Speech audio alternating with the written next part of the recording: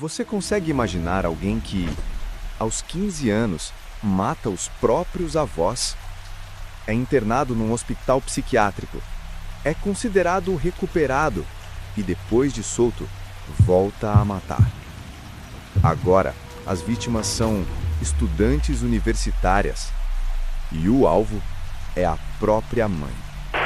Hoje, nós vamos entrar dentro da mente de Edmund Kemper, o Co-Ed Killer, um dos serial killers mais estudados da história. Mas antes de continuar, um aviso importante. Este episódio fala sobre violência extrema.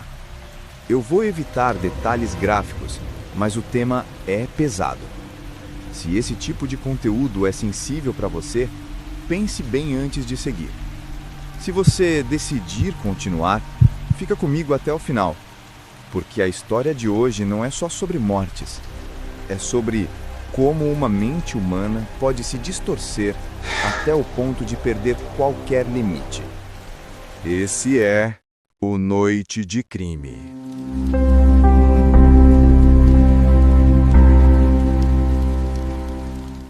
Edmund Emil Kemper III nasceu em 1948, na Califórnia.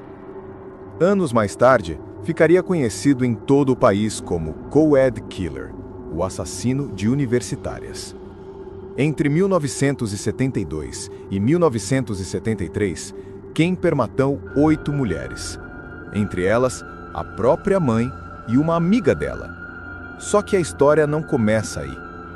Antes disso, aos 15 anos, ele já tinha assassinado os próprios avós. Depois desses primeiros crimes, ele é enviado a um hospital psiquiátrico. Lá dentro, é avaliado, observado, rotulado e, com o passar dos anos, considerado apto a voltar à sociedade. Ele sai e volta a morar com a mãe.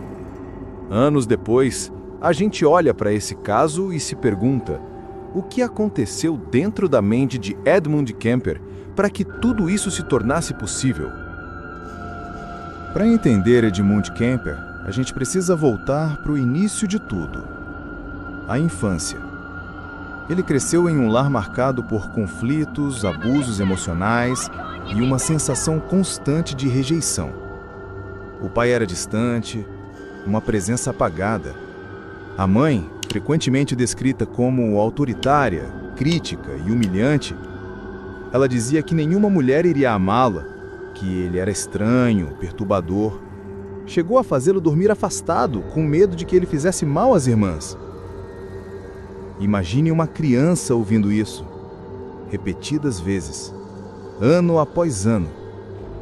Essas palavras não ficam só no ar. Elas se transformam em cicatrizes internas, em ódio, em vergonha, em fantasia.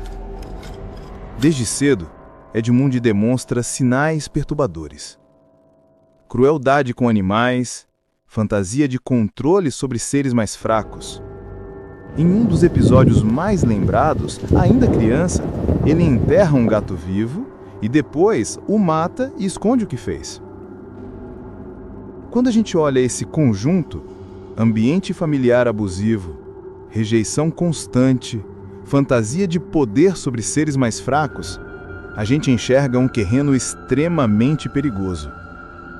Um detalhe agrava tudo isso. Edmund Kemper tinha um QI muito acima da média. Alta inteligência sem empatia é o combo perfeito para manipulação. Aos 15 anos, morando com os avós em um rancho, a tensão aumenta. Conflitos, frustrações, sensação de não pertencer. Até que um dia, Edmund mata a avó durante uma discussão. Em seguida, mata o avô quando ele chega em casa. Mais tarde, ele diria que queria ver como era matar a avó, e que matou o avô para que ele não visse o que tinha acontecido. Aqui, a mente de Kemper se revela com clareza assustadora. Violência extrema, tentativa de racionalizar o irracional, ausência de empatia real. Depois desses crimes, ele é enviado para um hospital psiquiátrico em Atascadero.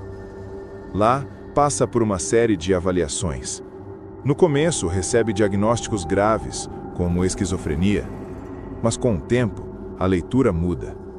Profissionais começam a notar que, mais do que um surto psicótico, há ali traços profundos de transtornos de personalidade, comportamento antissocial, narcisismo, pensamentos distorcidos.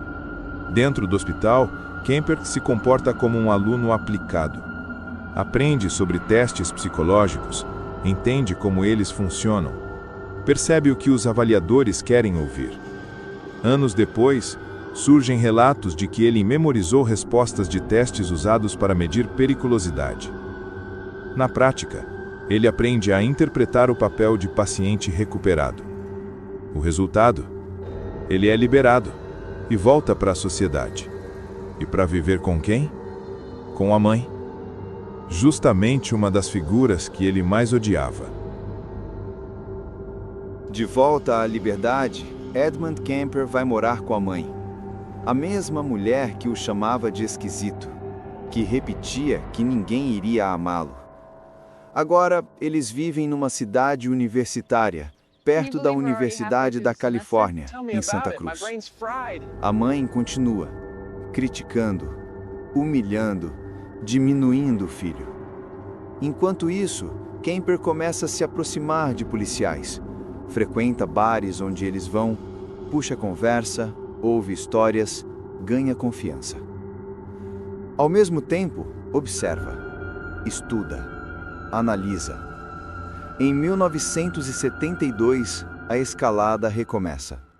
Ele começa a dar carona para estudantes universitárias, pedindo carona na estrada, o que, naquela época, era um hábito comum, para muitas delas se tornaria uma armadilha fatal. Nos anos seguintes, Kemper mata uma série de mulheres. Mais tarde, ele mesmo admitiria que muitas dessas vítimas funcionavam como substitutas da mãe. Ao atacar essas mulheres, era como se na mente dele ele atacasse de forma indireta a figura materna que sempre o humilhou. Do ponto de vista psicológico, a gente vê deslocamento de ódio, desumanização das vítimas, necessidade de poder absoluto. A cada crime bem-sucedido, a sensação de controle aumenta. Ele começa a se enxergar como mais inteligente que todos, mais esperto que a polícia, no comando do próprio show. Aqui a gente não precisa detalhar a violência. O mais importante é entender a mente por trás dela. Um homem que usa fantasia, ódio e inteligência para construir a própria realidade distorcida. Em abril de 1973, a história chega ao ápice. Depois de toda uma sequência de crimes, Edmund Kemper volta seu ódio para o alvo principal, a mãe. Ele a mata dentro de casa. Anos mais tarde, ele mesmo descreve esse momento como o fim de um ciclo.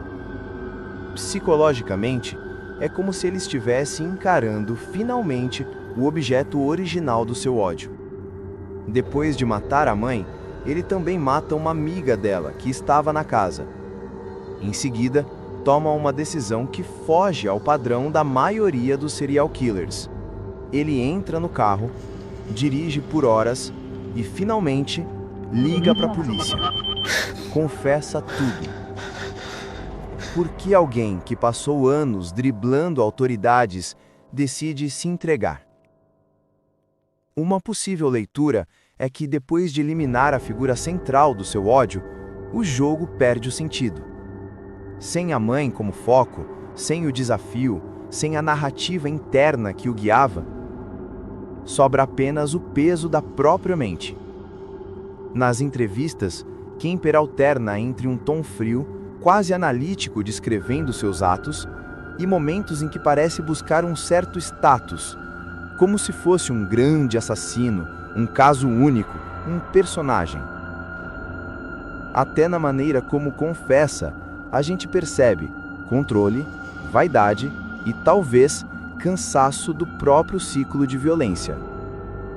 Em 1973, em seu julgamento, Edmund Kemper solicitou que recebesse a pena de morte por seus crimes.